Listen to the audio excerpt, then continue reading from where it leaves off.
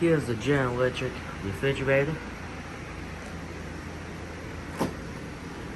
Inside looks clean on it. Everything's filled up, of course, just like what you would normally do with refrigerators. The information again. This is model GTK17GBEDRBS. Got everything for the lights. And wait 24 hours, just whatever this is. The temperature controller, by the way. It's the light, which still works.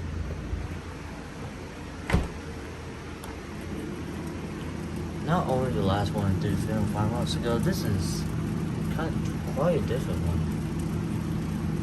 Freezer's not filled up like the last one. Anyways, this is it.